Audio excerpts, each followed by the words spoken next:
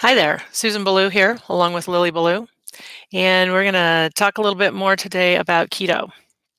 So, I end up with a lot of information on my news feeds about keto diets because of all of the stuff that I like to look up. Obviously, a lot of people know it's pretty controversial for some people, whether it's a bad diet or a way of eating that's really helpful. And this morning, there was yet another feed about some public figures that are arguing between those two facts.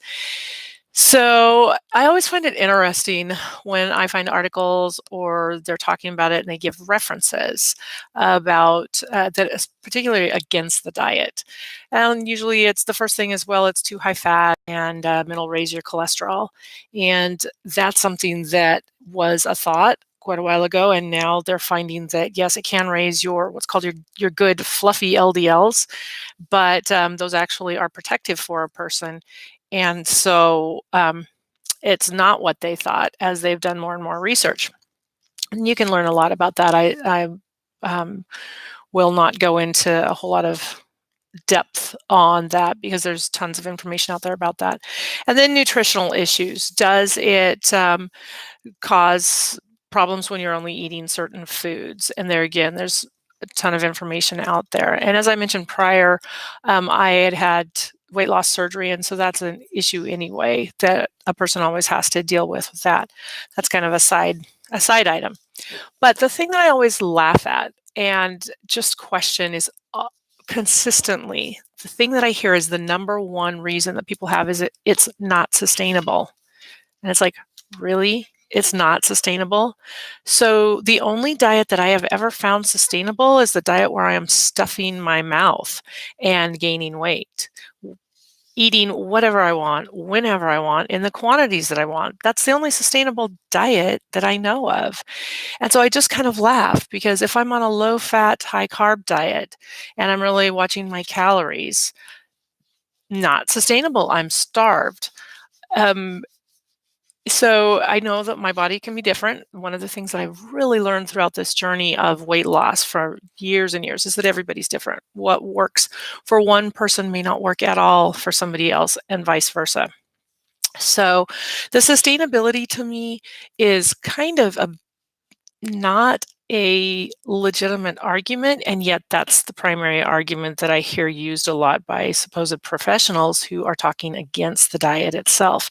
And it's also the thing that a lot of people have mentioned to me for their reason for not going on it, and their fear of it is because they don't think that they'll be able to sustain it. So these posts are not to convince anybody else. They're more to help me, like I said earlier, to stick to it, to end up kind of being able to talk about the what works for me, the and what hasn't worked for me, and also to go over what some of the arguments are. So I always like to look at where's the money. Where's the money on this? So if people are arguing a lot about it, who has the most to lose when you look at this diet? Is it people that are on keto? They're cutting out foods, they're feeling better, or might it have anything to do with people who maybe are going to lose because when you get healthy and get off the sugar, you maybe are able to quit your diabetic meds or are able to drop your blood pressure medications or less likelihood of cancer because different cancer cells are fed by sugar.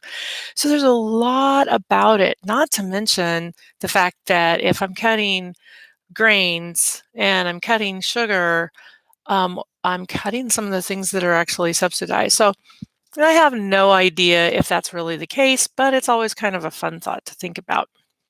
So I've had some people ask me questions about some of the resources that I talked about, and one of the resources that I didn't mention, I mentioned the person that's on it. His name is Dr. Eric Westman, but his YouTube channel, Adapt Your Life, has a lot of information on this diet. He has been kind of one of the pioneers for the low carb lifestyle for I think he says about 20 years. And so a lot of research in there that will give you information that you that you might want to know about. And then I also have a book that I read when I first got going on this, and I actually have gone through several times on it. It's called Living Low Carb: The Controlled Carbohydrate Eating for Long-Term Weight Loss. And it's by a guy named Johnny Bowden. It was published in 2013, I think, by Sterling. And he talks about people from over 100 years ago who lost following this diet. But then changes happened, and there was the focus in the 1960s about healthy grains, heart healthy grains, a real high push on the food pyramid. And all of a sudden, they quit talking about low carb diets.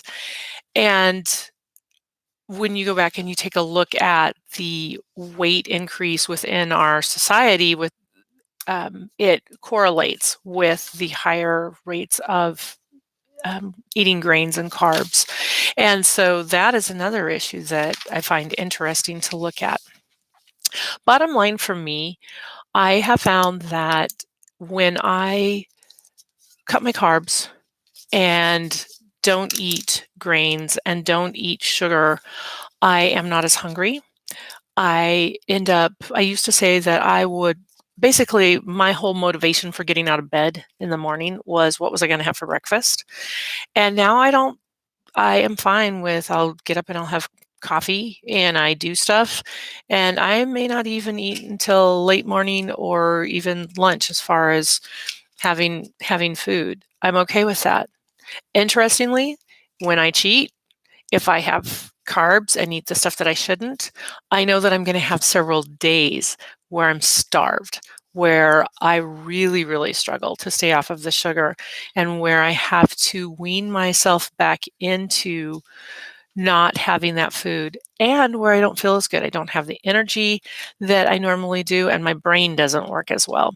So, as I go on with these, I'm going to have some different topics. I'm going to talk about how I transitioned into this, some of the other benefits that I've found, and if there's other items that anybody's interested in, ask me, and I'll be very interested in answering or finding the answers out for you and discussing those topics. If you know of anybody who is looking into keto, who would like to have some information about it, go ahead and feel free to share this. And also, if you want to subscribe so that you know when I've posted another one of these, you can hit the little subscribe, and then there's a bell beside it that gives you a notification. Some people may not want that, and that's fine too. I like to have a subscription to the different ones that I enjoy listening to. And we'll see you again, maybe with a little less of a wiggly person beside me. And I hope you have a great day, and we'll talk to you later. Thank you.